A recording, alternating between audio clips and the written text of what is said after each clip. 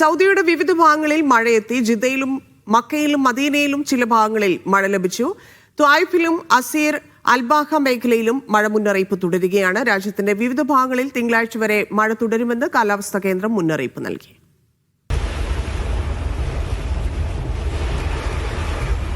സൗദിയിലെ പടിഞ്ഞാറൻ മേഖലയിലെ വിവിധ പ്രദേശങ്ങളിലാണ് ഇന്ന് റെഡ് അലർട്ട് പ്രഖ്യാപിച്ചിരുന്നത്. മക്കയിലെ ത്വായിഫ് ഉൾപ്പെടെയുള്ള മലയോര പ്രദേശങ്ങളിൽ ഇന്ന് ശക്തമായ മഴ ലഭിച്ചു. കഴിഞ്ഞ ദിവസം മഴയ്ക്ക് വേണ്ടിയുള്ള പ്രത്യേക പ്രാർത്ഥനകൾ സൗദിയിലുടനീളം നടന്നിരുന്നു. മദീന, യാംബു, ബദർ തുടങ്ങിയ പ്രദേശങ്ങളിലും ഇന്ന് മഴയെത്തി. സൗദിയുടെ പടിഞ്ഞാറൻ മേഖലകളിൽ ചൂടിന് ശമനമായി തണുപ്പിലേക്ക് പ്രവേശിക്കുകയാണ്. ഇന്ന് നല്ല മഴ പെയ്തു.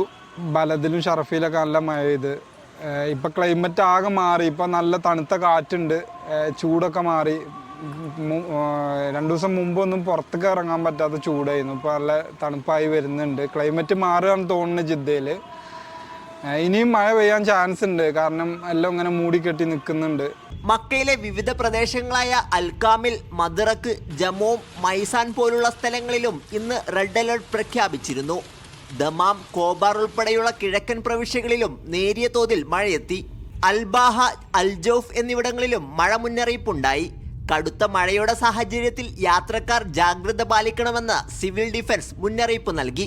ചൂടിന് ശമനമാവുകയാണ് സൗദിയിൽ. ഇനിയുള്ള 6 മാസക്കാലം ചൂടില്ലാത്ത കാലാവസ്ഥയാകും സൗദിയിൽ. ജിദ്ദയിൽ നിന്നും സാബിത് സലീം, മീഡിയ 1.